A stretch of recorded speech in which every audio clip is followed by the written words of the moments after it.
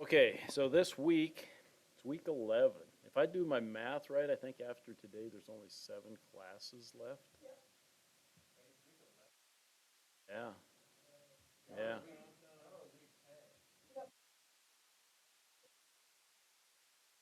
5 counting this one. 11, 12, 13, 14, 15, yeah, so. But next Tuesday is election day, and I believe that that's still a day off. We can check, make 100% sure, but I think that's a day off. And then, of course, we have Thanksgiving day off. That Tuesday we meet, I believe, in this class, but Thanksgiving's off, so, yeah. And then that's it, and then finals, yeah, so. So it's kind of winding down. What you'll find the rest of the way in this class, you'll see the last couple of chapters, you don't have assignments for. It kind of gets away from doing, the Excel or calculator types of things. It's a little bit more conceptual, and so you still have a couple quizzes. And like I said, at the start of class, I might even lecture you a little bit when we get to there, and we can talk about some of the things. It's extremely relevant now, for a lot of the years that I've been up here. Inflation's been mild, things have just been kind of, we got stuff going on now that is different, certainly, from anything you guys have experienced. Mary Ann might be old enough to remember the inflation of the 70s and 80s and whatnot. And so yeah, we're going through a different time. So we might discuss a little bit of that in class when we get to that point. But it's also meant to give you a little bit more time to concentrate on your project too, which of course is a big part of your grade, right? And I like to tell people my expectations for that are pretty high, okay? And generally where the failure comes in is just really researching, the numbers for your particular company, getting into it and looking at it and trying to understand it and know what's going on and those types of things. So today, there's a few things I wanted to talk about today. One of them is, first, the assignment. The Chapter 12 assignment, and for whatever reason, let me download this and kind of take a quick look at it. I get a lot of these turned in, and folks don't actually, if they do calculate them, then they don't put it in there, the payback periods, right? There's a few of these at the very start. That one, not that one, but you get to hear, and they do on this one because that's the only thing that's really required other than answering B. But then for some reason we get to hear and some of these other ones, and people forget to show me what the payback periods are. So just a reminder, show me what the payback period is. In simple, a payback period is, if you invest 200,000 and you got a 50,000 free cash flow, your payback period's 4 years, right? Okay. None of yours are that easy. They're not going to be round numbers. And so you always have to take that last year and just figure out what the fraction is, right? Okay. So it's not a difficult equation at all. But for some reason, a lot of folks, a lot of students, when they turn this in, they've neglected to put in what those actual payback periods are. So do that.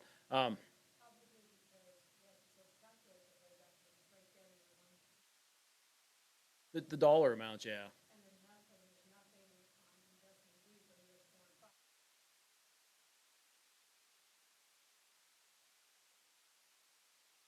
Investment B, yeah, you got 70,000, you get paid back in the first 2 years, I'm sorry, and then, so you got 10,000 left, right, to pay back, and you get 28,000, so what fraction of that year, basically, yeah, so it's gonna be 2 point something, right? And the something's gonna be, it should be 10 divided by 28, basically 10,000 divided by 28,000, or 10 divided by 28, right? Should be.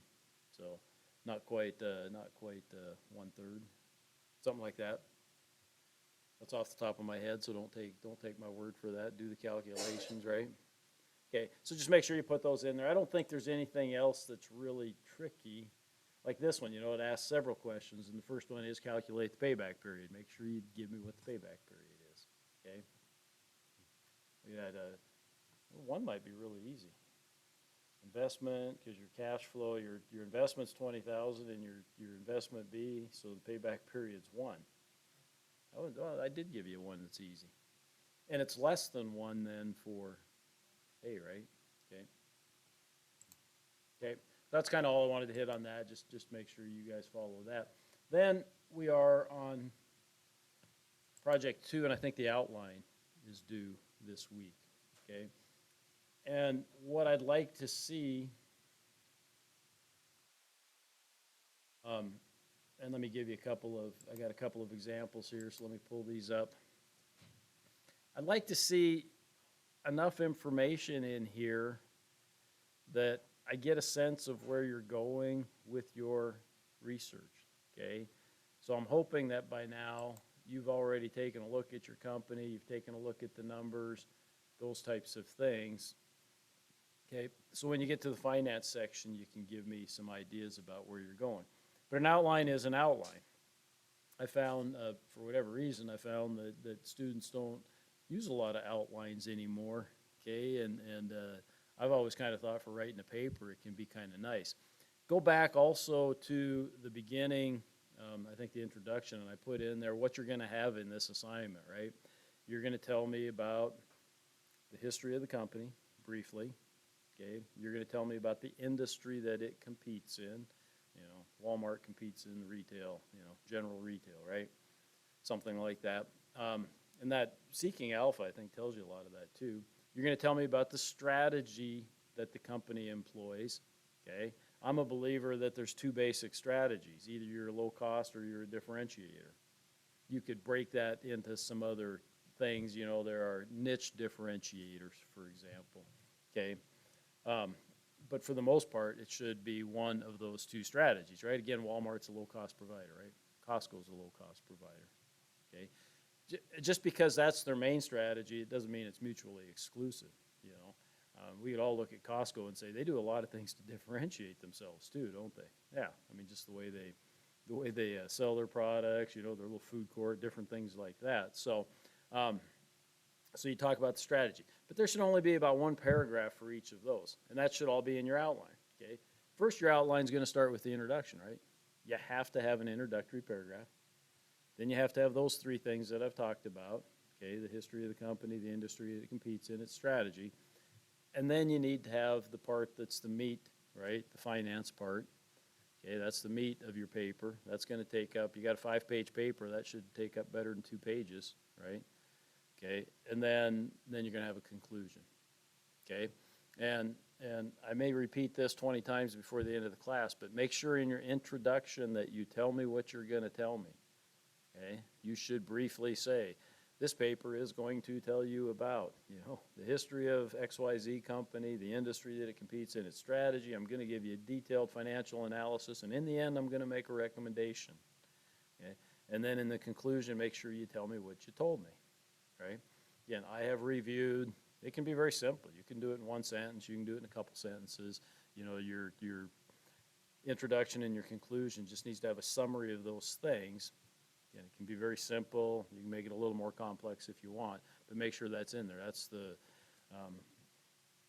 used to be anyhow, I think it still is. That's what paper writers would tell you you should have in any paper of any length, right? And this is, you know, 5 pages, so. You should plan to use the whole 5 pages, but don't go 7 pages, okay? I get a little, okay? 5 pages is plenty. You should be able to get the job done in 5, right? But don't go 3, okay?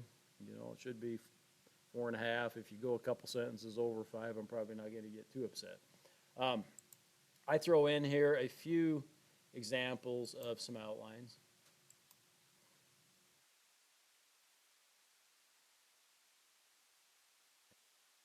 Sometimes, and let me do this, the easiest thing to do is just to come here and open up a new Word doc.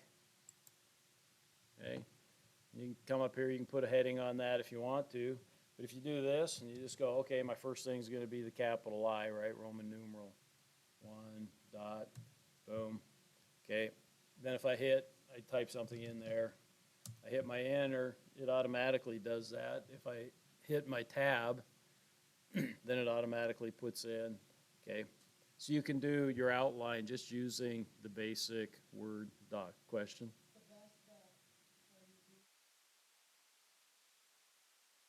Yeah.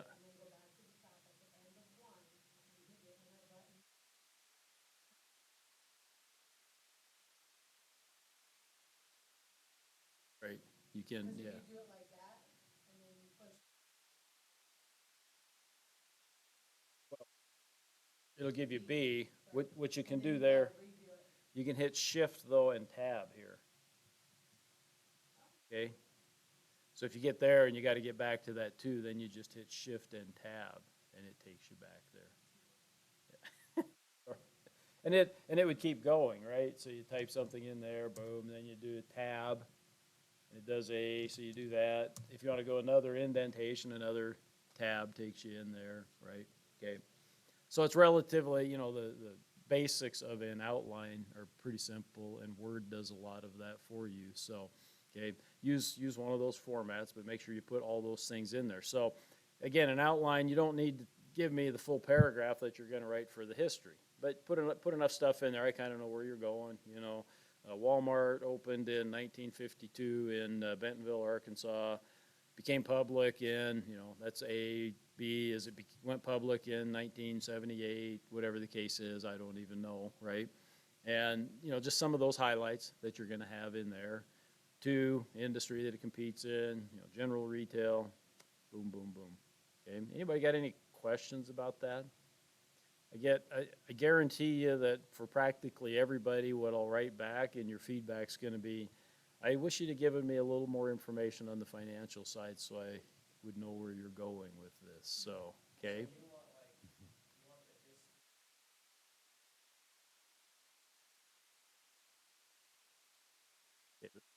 The four things that you absolutely have to have in here are the history of the company, the industry that it competes in, okay, the strategy that it employs. Those three should be relatively small pieces, but I would make those my first three, and then the fourth thing's gonna be the detailed financial analysis. Okay?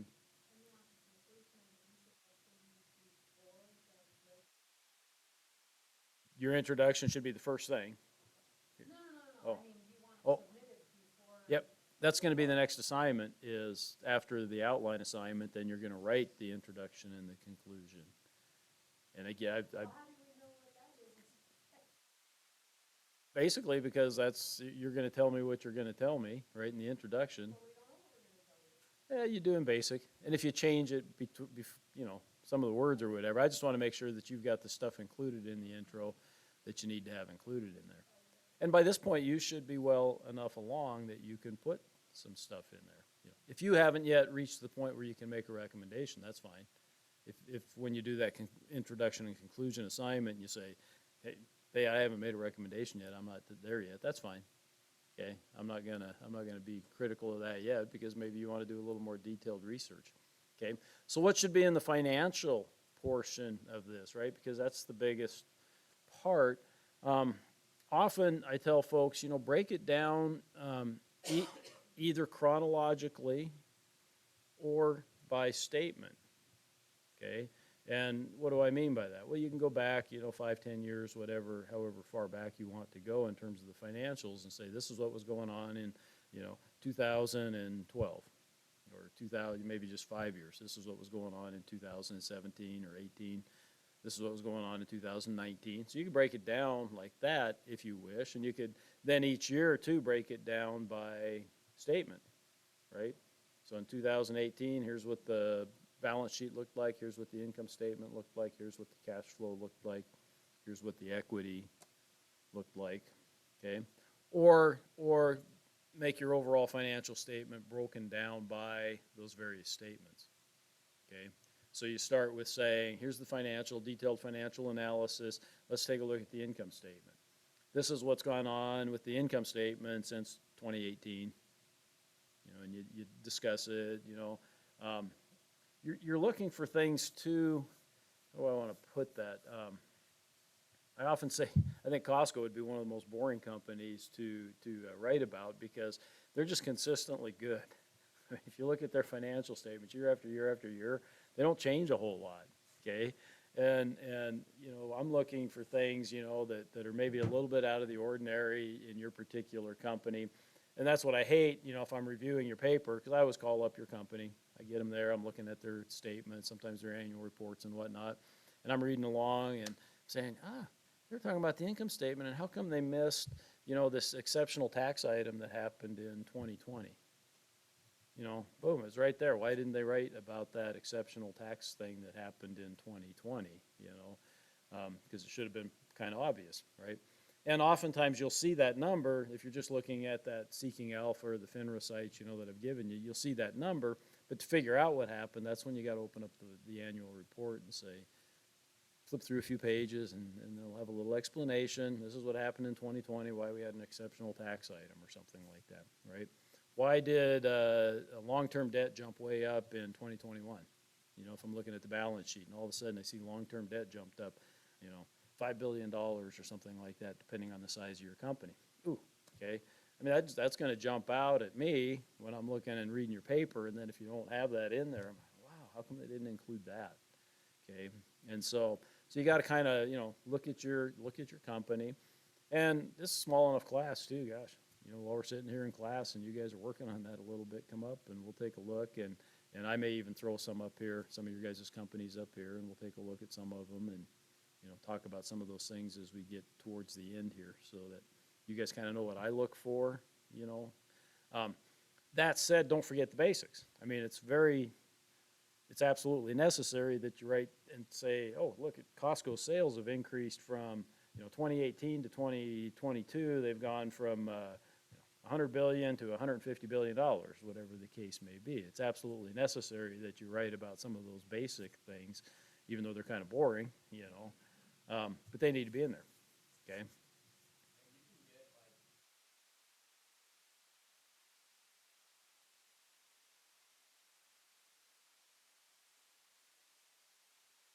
Oh, exactly, exactly.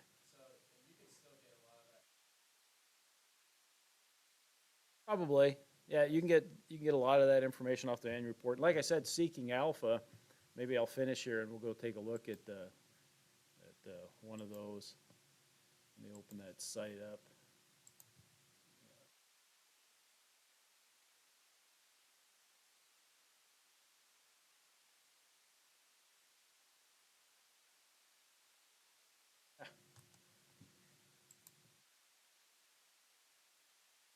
So we come here. You know, I click on that, and I've been talking a lot about Costco, so we'll just take a look at that, right?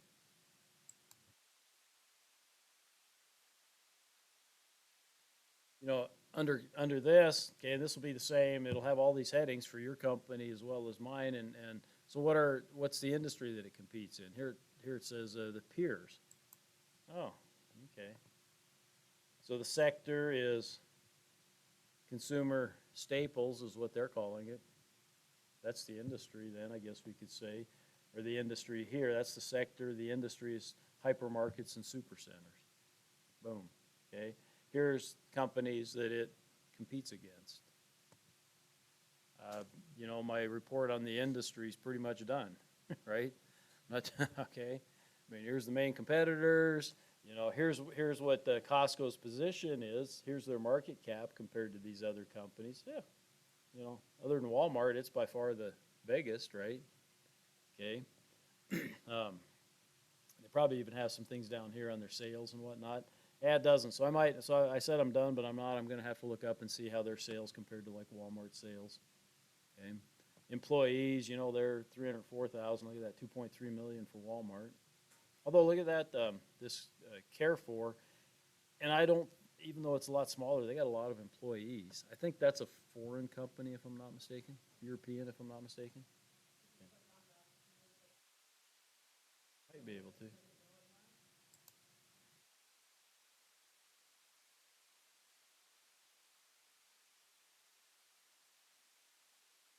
Yeah, it doesn't. I'm sure I could click on some of these and it would tell me about them. You know, news, transcripts, those types of things. Okay. So a lot of that, you know, is not that difficult to find. And yeah, you know, those are going to be a paragraph, those three parts of it, the industry, the history, you know, put in the main things of the history. You know, when did the company start? Who started it? When did it go public? Right? Other important events. You know, Costco was Price Club, I think, and some other company, you know, they combined here about 10, 12, 15 years ago, right? And became just Costco. So, that would be an important event that we ought to take a look at, right? Okay, so put some things like that in there, but again, you're kind of limited to one paragraph, so, right? And then the strategy, strategy could be, in some cases, it's pretty obvious what your strategy is. Lockheed Martin, what's their strategy? I mean, they're a defense contractor, they're a differentiator, right? They are not competing on price, they are a little bit when they probably bid contracts and that kind of stuff. But, they're in I'd even call that a niche, because there's very few companies. Yeah, there's Lockheed Martin, Boeing, yeah, Northrop Grumman, yeah. You're about it, when it comes to General Dynamics might be in there a little bit, but they do more ground types of things, I think. So, yeah, okay. So you can, a lot of that you can just think through yourself and put that in to that particular paragraph. But spend your time on the financial analysis, okay? Spend your time on that. And again, a lot of that is here, it's great. But, this only goes back 5 years, but for the most part, that's pretty good. Revenues, 141 billion up to 227 billion. So, geez, I wasn't that far off. I was just kind of guessing when I said, what did I say, 100 billion to 150 or something? 150 to over 200. That's damn good growth, for a company that's well established. Okay. And there's the gross profit. So basics are going to be on here, but you're going to have to dig deeper. So questions about the outline then? Okay, keep going on that. Something else. Mary Ann brought up on the last question for the quiz for, was that chapter 10 quiz? I was wanting to say, yes, last question. So Very subjective, not accurate at all. which naturally I would differ with a little bit, so. Well, define large. Large would be relative to the company or to its, so the question had to do with, in a stable market, a company should, and Lots of debt. So A was decrease the cost of in, debt, right? decrease the cost of That capital. makes me rich, Yeah, like badly. and I would agree that from a personal standpoint, I'm kind of not a debt guy either. But in a business, okay, and there was only really two options here that even remotely made sense, right? A firm in a stable industry should use A, large amount of debt to lower the cost of capital, or D, a limited amount of debt to lower the cost of capital. These ones just can't possibly be an answer, right? Okay, so, Well, and I think I chose D, yeah, and, which to me makes sense because granted, the stable market is not what we're in right now, but it's what we have.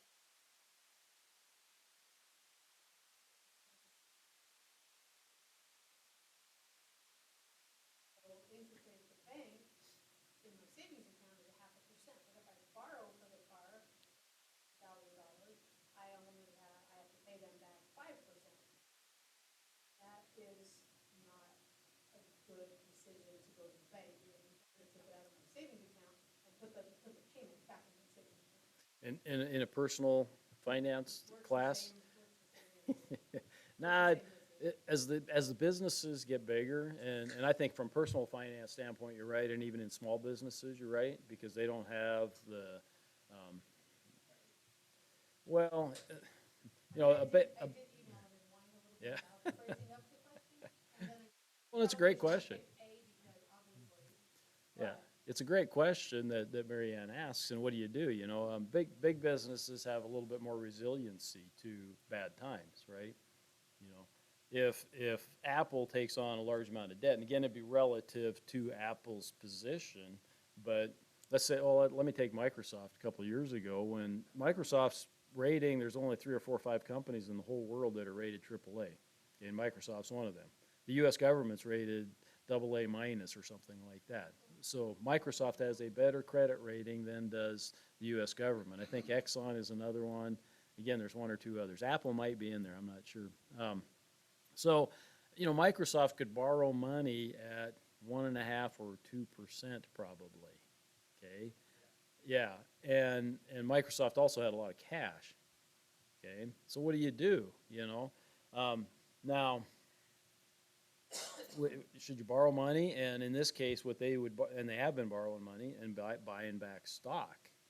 Now that for the remaining shareholders, God, that makes all kinds of sense. I mean, that's just a wonderful thing. And why is that? Because it's lowering the cost of capital, because it's taking stock off the market, basically. Okay, and so there's fewer shareholders now that own Microsoft stock than there was 10 years ago. A lot fewer shareholders. Okay, that's one of the things you guys got to look for in your companies too. We'll take a look at that. But okay, so does that make a lot of sense for a Microsoft? Absolutely. Does it make a lot of sense for an Apple? Absolutely. Does it make a lot of sense for ABC Bakery in downtown Havre? Maybe not. They don't have that same resiliency to debt. But in this case, we're generally speaking, in a class like this, should be talking about bigger companies. Now, your job as a CFO too would be to go here to the boss and say, here's your options. Here, I've calculated this, and if we take a large amount of debt right now, here's what it would do to our cost of capital. If we take a limited amount of debt, okay, it's going to maybe still lower our cost of capital, but only a little bit. Then guess what? It's going to be up to the CEO to make that decision, which may be subjective. I agree with you that's going to be a subjective decision that the CEO may make. Okay, Warren Buffett famously, he doesn't like much debt either, right? He's run his company, and it's a huge, huge, huge company. Yeah, yeah. But I say that, but on the other hand, he has also had the advantage of something.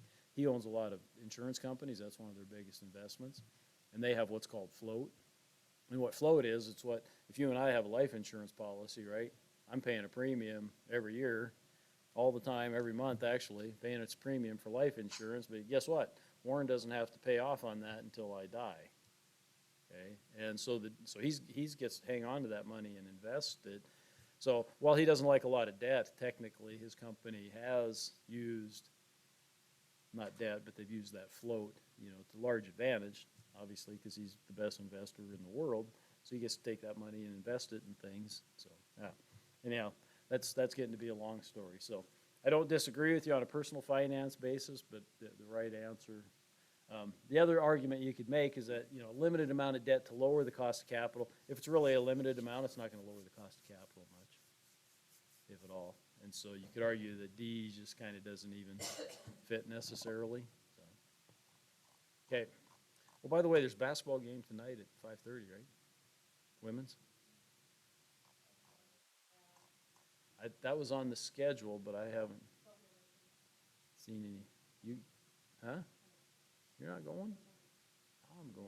I'm going. I got a meeting until 6, so I'll miss the first half, but then I'll get there for the second half probably. So, okay. So any questions then about your outline? Any questions about the assignment due this week? Okay. Sounds good. Look up what oh yeah, if you got, it's still not due. So, yep.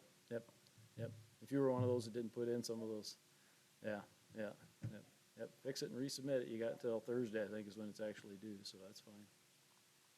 Okay, I'm gonna shut up then, let you guys do some work. I'm gonna look at some of those things. I want you guys, I'll show you a couple other things on that Seeking Alpha maybe after I turn this off.